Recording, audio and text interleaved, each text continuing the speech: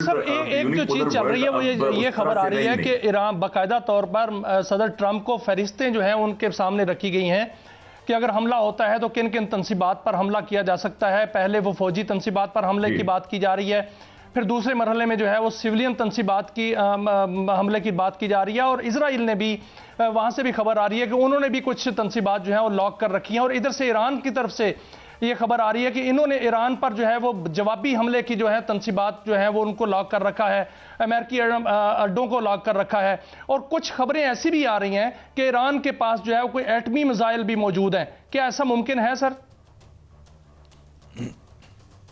To be very honest, मैं एटमी मिसाइलों की बात को तो मुझे उसका कोई आइडिया नहीं है। कुछ अर्सा पहले जब पिछला कॉन्फ्लिक्ट हुआ था तो रशियन वाइस प्रेसिडेंट जो उनका सिक्योरिटी एडवाइजर पुतिन का, उसने कहा था कि ईरान बड़े शॉर्ट नोटिस के ऊपर उसको कहीं से न्यूक्लियर वॉरहेड्स मिल सकते हैं, ये तो कहा था, ये सारी दुनिया को पता है। लेकिन अभी कोई ऐसा थ्रेट या ऐसा करना ये मुझे नहीं पता, लेकिन डेस्परेशन में कुछ भी हो सकता है। तो ईरान डेफिनेटली स्ट्राइक करेगा कि इजराइल ने ऑलरेडी हाई सिक्योरिटी और सेफ्टी, उनका अलर्ट जो है वो जारी हो चुका है। तो डेफिनेटली सब कुछ ना कुछ तो कप हो रहा है। और उसमें लेकिन अमेरिका मेनलैंड को तो नुकसान कुछ नहीं पहुंचेगा, लेकिन उनके अड्डों में, जैसे आपने कतर का नाम लिया, मेरे नज़दीक सबसे ज़्यादा जो ऑप्शन होगी इनके पास वही कतर की होगी, क्योंकि वहीं से काफी कुछ अमेरिका के लिए किया जा रहा है। अच्छा, ये बताइए कि ये अब जो ग्रीनलैंड वाला मामला है, ये ग्रीनलैंड पर कह रहे हैं हमला नहीं होगा, ये नेटो पर हमला होगा। एंड प्रैक्टिकली अमेरिका तैयार है कि ये इसको, और उधर जो है जर्मनी ने और दूसरे मुल्कों ने मिलकर एक जॉइंट स्टेटमेंट भी दी है जिसमें ओपनली उन्होंने कहा कि ग्रीनलैंड पे हम ये कुछ जहाज भी सुना है जर्मनी ने भेजे हैं। इस सिचुएशन को आप कैसे देख रहे हैं? ये उसी का हिस्सा है, डोमिनो इफेक्ट है, डेस्परेट। देखे ये कोई कमला नहीं आ जाता, वो सारे पिंडे च रौला पा देता है, इधर भी something like that is being done by president Trump. किधर किधर आप देखिए कि वो ये सारी हरकतें कर रहा है। ग्रीनलैंड के बारे जो इन्होंने स्टेटमेंट दी है कि वो अमेरिका का हिस्सा होना चाहिए, कनाडा अमेरिका का हिस्सा होना चाहिए। तो इसमें जैसे आपने कहा, यूके और जर्मनी ने बड़ी, जिसको कहते हैं ना, सख्त आगे से उन्होंने इसके ऊपर रिएक्शन दिखाया है। और उन्होंने इवन कहा है कि हमें नेटो की जॉइंट फोर्स जो है वो ग्रीनलैंड की प्रोटेक्शन के लिए बनानी चाहिए। तो पहली बात तो ये कि ऐसा कुछ भी हुआ तो नेटो खत्म हो गया, नेटो खत्म हो गया, जो कि एक तरह से सबसे बड़ा मिलिटरीली इत्तेहादी था अमेरिका का। तो ये तो सारे 7 कंट्रीज ने, जो नेटो के कंट्रीज हैं, उन्होंने ये स्टेटमेंट दी है। और यूके और जर्मनी ने तो बाकायदा कहा है कि जी हमें फोर्स उसकी प्रोटेक्शन के लिए नेटो की भेजनी चाहिए वहां पे। और डेनमार्क का आप सुन ही चुके हैं, ग्रीनलैंड का अपना सुन चुके हैं।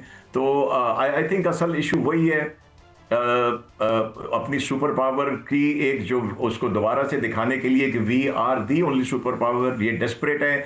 दूसरे, हैवीली अंडर डेट है अमेरिका। और तीसरी बात ये कि उनके जो इकोनॉमिक कंडीशन है वो कोई इतनी अच्छी नहीं है। और उनको अब ग्रीनलैंड में क्या है, रेयर अर्थ मिनरल्स। अच्छा, एक और बात एयर वाइस मार्शल साहब, मैं बड़ी अहम बात मैं भूल ना जाऊं, खबरें आ रही हैं कि जो डीप स्टेट है और पर्टिकुलरली जो आर्मी है वो उसे कह रही है कि वो ग्रीनलैंड में और इधर उधर ना जाए। Do you lend any credibility to these reports, या ये जो अमेरिकी रियासत है? जी फरमाइए। जी, इसके बारे में हमारी नहीं, वेस्टर्न मीडिया की रिपोर्ट्स उसके बारे में है। और ऑथेंटिक वेस्टर्न मीडिया की रिपोर्ट है कि इवन जो इनके chairman joint chiefs of staff है, उन्होंने इसको रिएक्ट किया है कि ये ठीक डिसीजन नहीं है। और कुछ चीजें तो मीडिया से हटा दी गई थी जो आई थी, कि बड़ा स्ट्रांगली किसी उनके जनरल, 4 स्टार जनरल ने इसको कंटेस्ट किया है कि ये बिल्कुल आपका गलत फैसला होगा। और उन्होंने ये भी कहा, इवन जनरल ने, mister president, you don't have the constitutional power to do that. इसको सेनेट या कांग्रेस जो रिजेक्ट कर देगी। तो आई थिंक कुछ ना कुछ तो, वो कहते हैं ना, धुआं उठता है तो कुछ ना कुछ तो होता है वहां पे। ये बिल्कुल हुआ है। Do you think the deep state is strong enough, इतनी डीप स्टेट की इतनी उसमें है कि वो इसको रोक सके? हमने कई मामलों में देखा, कई सुदूर को बड़ा बुरी तरीके से एम्बैरेस किया गया था। आपको क्लिंटन वाला मामला याद होगा, और फिर आपको निक्सन वाला मामला भी याद होगा। तो डू यू थिंक कि ये इधर से भी कोई रिएक्शन आ सकता है, और जो एक स्प्लिट नजर आती है आपको अमेरिकन रूलिंग एलीट में? सर, डीप स्टेट को देख लें तो इब्राहिम लिंकन से लेके कैनेडी तक और भी बहुत कुछ हुआ। तो डीप स्टेट जब करना चाहती है तो वो कर लेते हैं, क्योंकि एंड ऑफ द डे उनके ऊपर उनके पास जो उनका ऑब्जेक्टिव या फोकस होता है वो एक किसी भी प्रेसिडेंट की जाती फोकस से बढ़ के और उससे बियॉन्ड होता है। वो ये भी देखते हैं कि इसके करने के ऊपर हमें लॉन्ग रन में फायदा होगा कि नुकसान होगा। तो इसमें इवन ये स्टेटमेंट आई थी कि ईसी जनरल जिसके नाम से ये स्टेटमेंट आई थी वेस्टर्न मीडिया में, कि उसने तो इवन कहा था कि the president should be removed. तो इस तरह की अगर ये इतना भी नहीं, इसका 50% भी है, तो I think it's a very serious divide and concern with in the establishment. हाँ, उसकी कुछ जो सिविलियन एडवाइजर्स हैं वो बड़े इसके बारे में हैं। सब दोबारा ईरान की बात कर लेते हैं। ईरान के हवाले से जो सिचुएशन चल रही है, इसमें एक जानिब जो है अमेरिका चाह रहा है कि मुज़ाकरात करने चाह रहा है, क्योंकि आज ट्रंप ने बयान दिया कि अमेरिका की जानिब से फोन आया है मुज़ाकरात के लिए, उनसे बातचीत हो सकती है। दूसरी जानिब हमले की धमकियां दी जा रही हैं। उधर सऊदी अरब की जानिब से खबर आ रही है कि उन्होंने अपनी एयर स्पेस जो है वो इस्तेमाल करने से रोक दिया है, कि उनकी एयर स्पेस जो है वो इस्तेमाल ना की जाए अगर हमला होता है। अगर हमला होता है सर, तो फिर क्या ईरान के पास इतना असला है कि वो अमरीकी जो तनसीबात हैं उनको भी हमला जो निशाना बनाए और इजराइल को भी निशाना बनाए? देखिए, इजराइल हो गया या खासतौर पर अमेरिका हो गया, ये अपने जिसको कहते ना ये अपना नुकसान करने के उसको, इनका नुकसान अगर कुछ भी हो जाए, इनका एक भी सोल्जर अगर हिट होता है तो उनको उतनी तकलीफ होती है जितनी शायद किसी को अपने 100 सोल्जर के हिट होने पे होती है, क्योंकि ये सिर्फ डिफेंसलेस नेशंस को मारने के आदी रहे हैं ज्यादातर। आप इजराइल को देख लीजिए, अमेरिका को देख लीजिए, जहां से वियतनाम टाइप लोग इनको टक्कर जाते हैं, वहां से इनको भागना पड़ता है। तो ये जो आपने सऊदी अरब वाली बात की है, ये भी उसी का हिस्सा है कि अब ये लोग भी, ये कंट्रीज भी समझने लग गए हैं कि अमेरिका डिपेंडेबल नहीं है, और ये आज इस ईरान पे करेगा तो कल वो किसी और मकसद के लिए किसी और जगह भी रिजीम चेंज कर सकता है। तो आई थिंक ये सारी चीजें कनेक्टेड हैं, और ये चेंज, ये डिफरेंट जो ब्लॉक्स बन रहे हैं, जो हम ब्रिक्स की बात कर रहे हैं, ब्रिक्स प्लस की बात कर रहे हैं, नेटो के टूटने की बातें कर रहे हैं, ये सारी चीजें उसी की तरफ जा रही हैं। जो आपने कहा कि ईरान से उसने मुज़ाकरात की बात भी की है, क्योंकि कल की खबर है कि एक तो इनका मीडिया जो है वो बढ़ा चढ़ा के बता रहा है, और दूसरे कल से पिछले 24 घंटे से ईरान में मुजाहिरों की शिद्दत में काफी कमी आई है। तो एक चीज वो देखते हैं नहीं काम कर रही, सबसाइड करने लग जाती है, तो फिर वो मुज़ाकरात की बात करते हैं।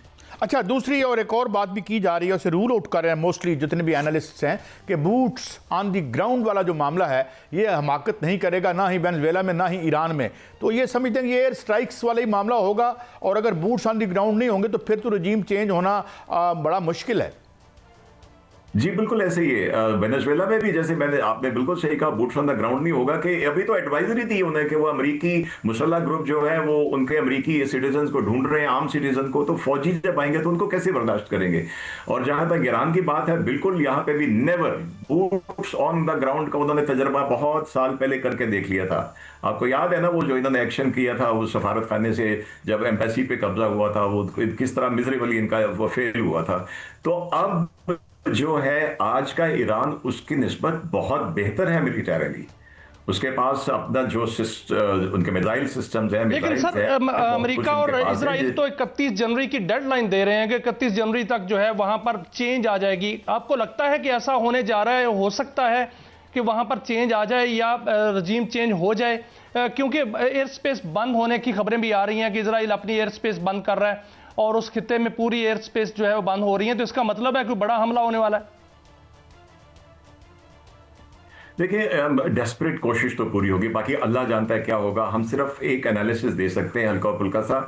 इनकी डेस्परेट अटेम्प्ट होगी कि इस मूवमेंट को किसी तरह उसके, आपको याद होगा अगर मिलाजोविच को जिस तरह इन्होंने हटाया था, एयर बॉम्बिंग करके, एयर से बॉम्बिंग करके उन्होंने उनके जो ग्रिड स्टेशन थे, उनके वाटर सप्लाई सिस्टम था, उसको किया ताकि लोग डेस्परेट होकर कहें कि किसी तरह हमें बिजली मिले, पानी मिले, खाना मिले, भले ये हुकूमत जाए। वो चीज वहां पे मिलाजोविच के साथ हुई। बहुत शुक्रिया जनाब एयर वाइस मार्शल करने की कोशिश, रिटायर्ड जनाब साजिद हबीब साहब, वेरी मच फॉर एनलाइटनिंग अस। पर जाते जाते इसी बात पर बात खत्म करते हैं कि किसी ने कहा था कोई भी एम्पायर को बाहर से किसी ने तबाह नहीं किया, उसके अंदर से ही जवाल फूटा है।